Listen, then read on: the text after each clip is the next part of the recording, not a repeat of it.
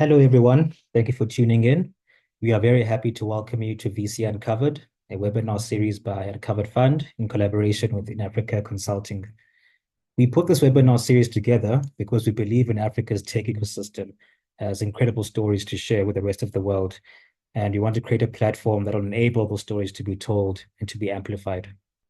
In each episode, we have a one-on-one conversation with a major player in Africa's tech ecosystem to learn more about the challenges and opportunities presented in Africa. We will learn through the lens of fund managers and investors, founders of fast-growing tech companies, global and regional corporations that work with startups, as well as leading accelerator programs and other interesting stakeholders that are playing a role in this growing space. So just to share more about Uncovered Fund, my name is Papa Manyati. I'm part of the investment team here at Uncovered Fund. We are a venture capital firm with a focus on early stage, fast growth, and high scale tech-enabled ventures in Africa. Since 2020, we've invested into 30 tech startups across 18 markets in Africa, as well as the GCC region, operating in sectors that include financial services, logistics, mobility, and retail. Our partner in this webinar series is inAfrika Consulting, which is run by MBA candidates from HEC Paris, aiming to accelerate global investment in Africa through consulting services. For this episode, we have the pleasure to speak with Lewam Kefela, the principal at Partech Africa Ventures. Partech has established itself as a premier global investment platform for tech and digital companies. Their first Africa fund has backed some of the most recognizable and impactful startups in Africa. And with the recent launch of the Partech Africa Fund II, they are equipped with over $300 million to further build on that great work. So we look forward to learning more about Lewam's venture capital adventures in Africa. So without further ado, I hand over to you, Sumiko. Hello, everyone. I am Sumiko Saito from inAfrika Consulting, and I am the host for this episode. Today's guest is Ms. Lewam Kefela. Hello, Lewam. Hi, Sumiko. Lewam is a principal at Partech Africa, the largest Africa-focused VC with approximately $450 million in assets under management across two funds. She is focused on investing in tech-enabled businesses that are transforming industries across the continent. Partech Africa invests in startups from seed plus to Series C stage, with initial ticket sizes of $1 million to $50 million. Lewam has over 10 years of experience investing in the US and emerging markets such as Latin America, Southeast Asia, India, the Middle East, and Africa. Lewam is also the co-founder of the Africa Playbook, a platform dedicated to telling Africa's growth story through newsletters and conversations. So it's really nice to welcome you today. First, I'd like to know more about you. Could you tell us more about your background before your VC career? Of course, happy to. So I'm ethnically Eritrean, but I was born and raised in Nairobi, Kenya. So that kind of my passion for Africa is both personal and professional. I studied in the US. I studied finance and development economics. My first job was at a startup, so that was kind of how I got exposure into tech. And then worked at a private equity firm because I was thinking, how do we create long-term value and growth and economic impact in Africa? And sort of saw the way to do that as controlling money and investing in entrepreneurs and businesses that were building the kind of impact that I wanted to see come out of Africa. So started in private equity, did that for a few years, and then moved into the world of venture capital. Was doing that in the US and then also looking and investing across different emerging markets. So that was really good exposure for me to kind of see and learn from entrepreneurs in different markets that were facing kind of similar hurdles and were trying to fix similar problems. So I think my journey into VC was maybe more purpose than anything else because I wanted to be a part of the catalytic change that's fostering long-term economic growth in Africa. And I sort of saw investing in entrepreneurs and enabling entrepreneurs that were building that future that I wanted to see as the right way to do that. yeah, so kind of that's a little bit about my journey into VC. Yeah, it's really interesting. And yeah, that's how you got into VC, and also probably you encountered Partech later. So yeah, I want to know more about your experience in Partech, then the history or the scope of activities and the investment in Africa. Sure, of course. So Partech is a global investment platform that manages over 2 billion in assets under management. We have different investment strategies across the world, a lot of which are focused on Europe. And then obviously we have the Africa strategy as well. And the Africa strategy in 2018, I believe, is when we closed our first Africa fund, which is a $150 million fund. Which we have now almost fully deployed. We are actually deploying out of our second fund now. So we're in our second iteration, which is now a $300 million fund where we invest in seed plus to Series C companies. Thus far, we've invested in over 20 companies across 9 countries on the continent. So we have a fairly large geographic footprint.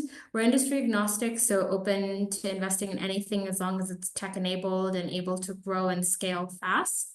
And have invested in fintech, in health tech, in ed tech, in commerce marketplaces, because we kind of see a lot of promising evolution and a lot of promising development across different sectors. So want to be able to participate in a lot of those different success stories as they emerge. The funds were started by Cyril Kalon and Tijan Dem. And yeah, we're so many years in at this point, but continuing to double down on Africa. I think everybody on our team is super aligned about the future potential of the market and are focused on prioritizing and really finding the right African giants and champions to move this market forward. I think it's a really exciting environment at Partech. And I understand that the company is kind of global VC investing in including Africa and Europe. And I want to know, based on that experience, what are the similarities and differences between these two markets like Africa and Europe, especially in terms of tech ecosystem? Yeah, it's a good question. I think in terms of similarities, the fragmentation of Europe is kind of a little bit similar to the fragmentation of Africa, where you're not necessarily dealing with one market, you're dealing with a cluster of different markets. So I think from that perspective, there's kind of a bit of a similarity there. Also, the European tech ecosystem has been overlooked as well for a really long time. We've started to see a lot more activity over the last few years, but for a long while, there was a big focus on the US tech ecosystem, not enough focus on the European tech ecosystem. I think the challenges, though, and the problems that entrepreneurs are solving for in Europe are different than the ones entrepreneurs are solving for in Africa. We obviously see a significant amount of overlap in some of our verticals because there's lessons to be learned and leveraged across the global portfolio.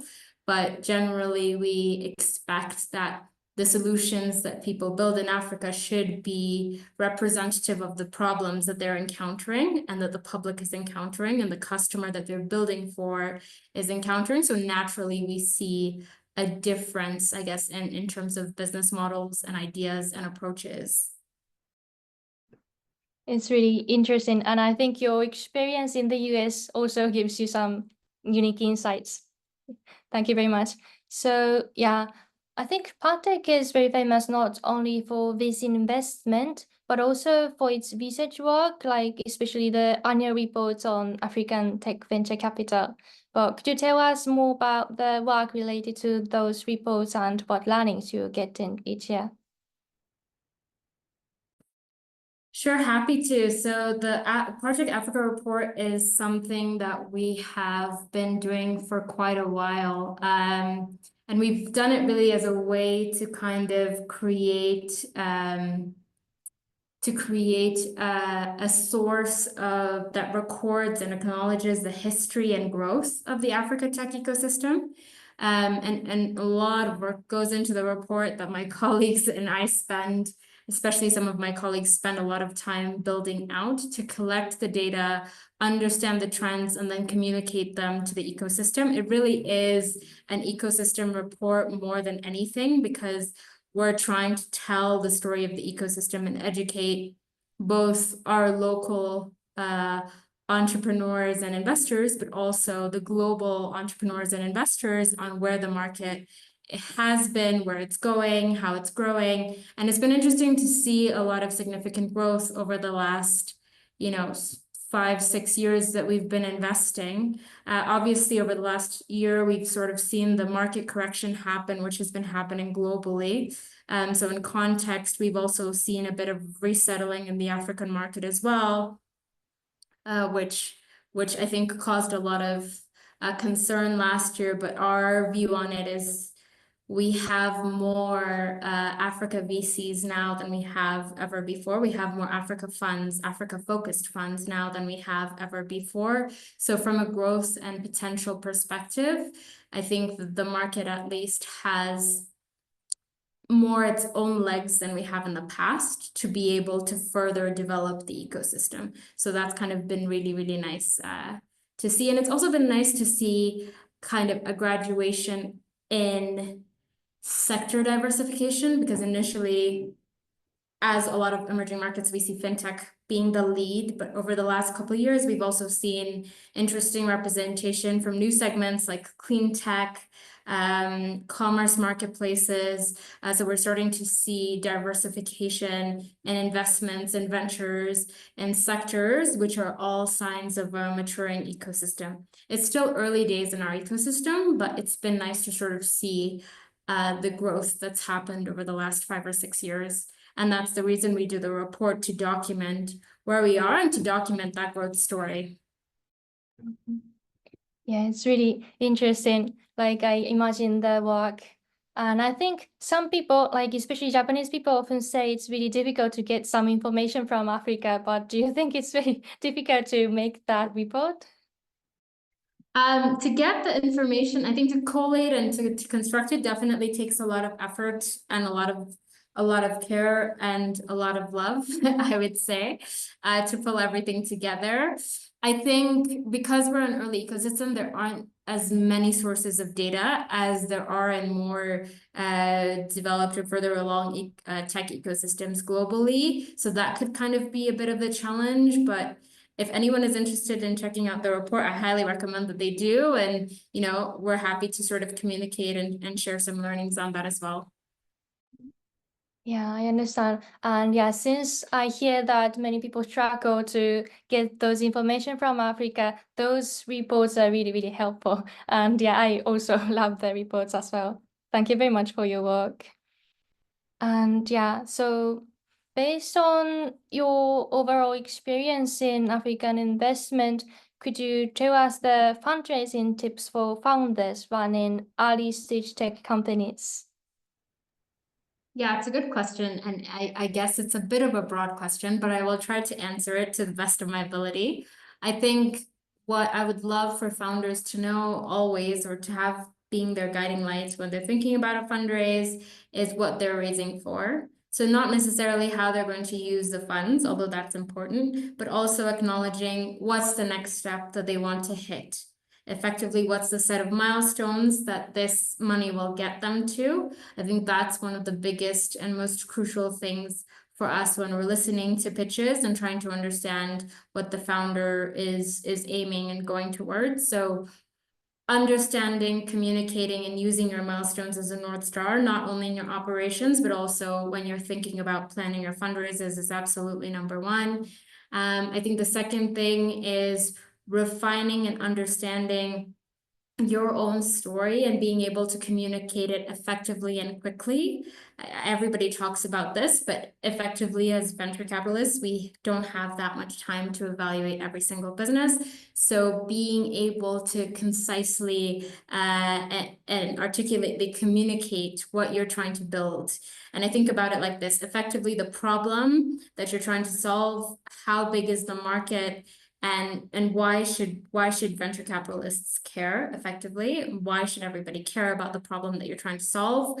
How and who the management team is, why they are best equipped to be able to solve this problem better than anybody else. What the business model is, how are you making money? What are the unit economics on that model and your monetization strategy? Why does it make sense? Why can it scale? And then also how the business is going. What's the traction like? What's the trend like? We are looking for, as venture capitalists, are looking for high growth businesses. So businesses that have a very strong growth profile. Being able to effectively communicate that, I think, is key and strategic. The other just quick tips, I would say always raise maybe just a little bit more than you need because things tend to be more expensive than you think. And you want to plan for, I would say anything between 14, 18 months of runway. If you can get longer, that's great, but please plan for that. With the guideline, of course, that you are looking to hit the next set of milestones and you are raising particularly for that plan to get you to the next set of milestones. So I would say always be mindful to raise a little bit more than you need.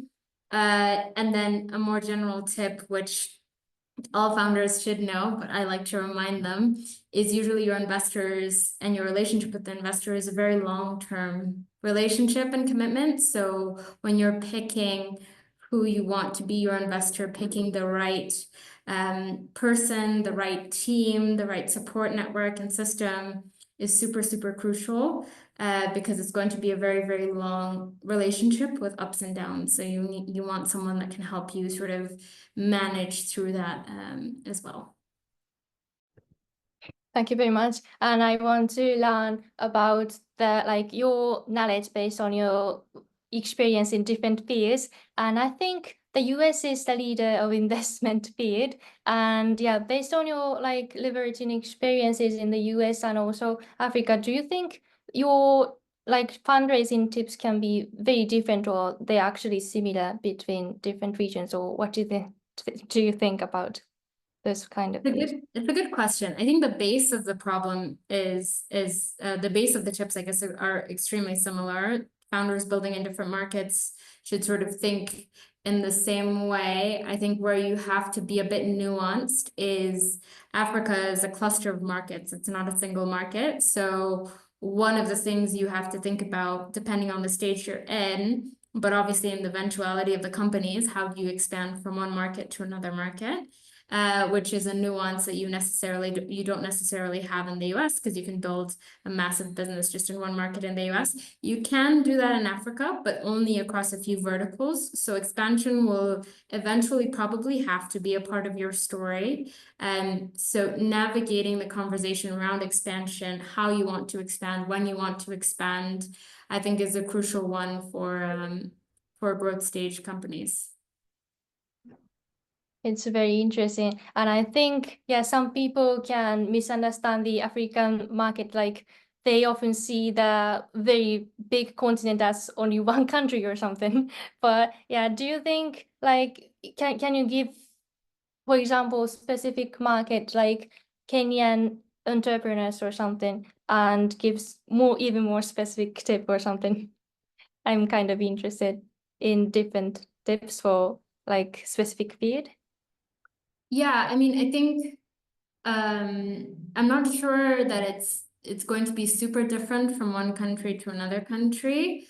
I think that the big thing is going to be, I think that the only thing I would say to consider is if you're starting in a much smaller market, navigating your expansion is going to be a crucial part to the story earlier than if you're starting from a big market. So if you're starting from Nigeria and you're building a fintech, eventually, yes, there's going to be an expectation around expansion, but you can sort of stay in Nigeria for a bit to build out that scope of work. If you're starting in a really small market, and I'm not talking about population, I'm really talking about market size. If you're starting from a small market size, then you will have to build in or think through your expansion footprint much, much earlier. And in conversations you have with investors, it will be a bigger question that they'll have for you, I think, earlier on in your process, because you have to think through, okay, for a lot of us, we're thinking about the 500 million plus, billion plus exits. So in order to achieve that, we'll need to see a path forward. And if you can't achieve it in your initial market, we need to see a plan on how you can achieve it across a variety of different markets. So I would say that might be the one nuance where you should be a little bit mindful about the market you're starting from, the market size in your present market, versus the potential market size across different markets you plan to grow into. Thank you very much. It's been really interesting. Now I'd like to ask you about some ideas for attracting investors.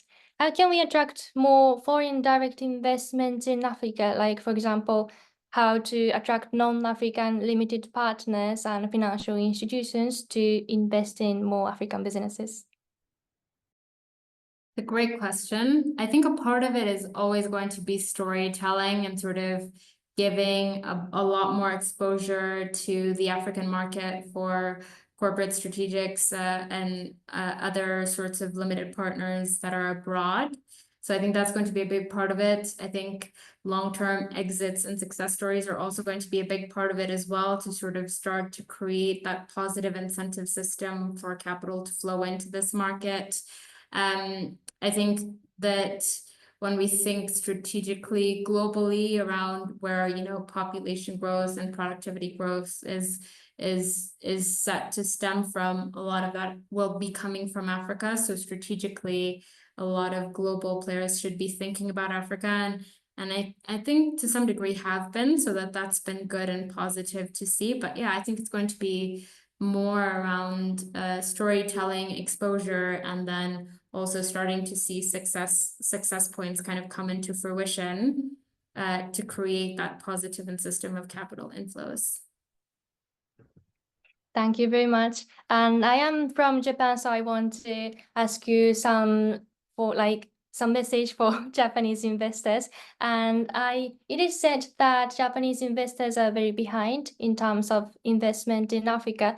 And some of them say like they cannot get the information of Africa, or like just the geographical distance is the problem or something. But yeah, just hearing those excuses, do you have any ideas for how to like proceed with those investment in emerging markets?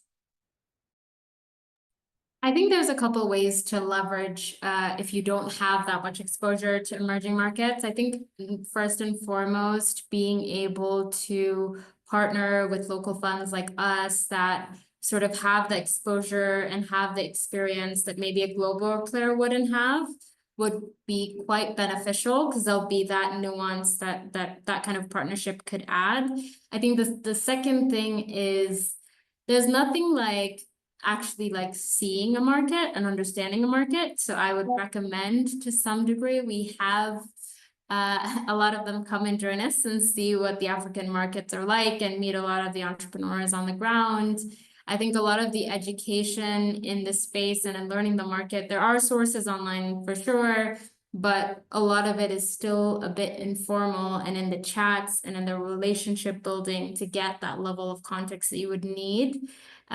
So I would say a lot of collaboration from Japanese investors with local investors would be helpful in sort of creating that catch up in the lag, I guess. Thank you very much. And I think, yeah, in terms of information gathering, the Partech reports will definitely help them, right? Absolutely. Yeah. I think it's a good place to start for sure. Mm-hmm. Thank you very much. And now, yeah, it was really nice conversation, and I'm going to conclude our second episode now. Today, we introduced Lewam Kefela from Partech, a global tech investment firm, and we learned about the history and scope of Partech and the investment environment in Africa and Europe. For anyone interested in learning more about Partech Africa, you can find out more about them on their website. And feel free to check out the Africa Playbook podcast and newsletter, and follow Lewam on Twitter at Lewam Kefela. It was very nice to talk with you. And thank you very much for your time and wisdom. We appreciate the work you do in Africa and the world. Thank you so much, Sumiko. Thank you, everyone. Thank you very much, everyone, for listening. See you next time. Bye.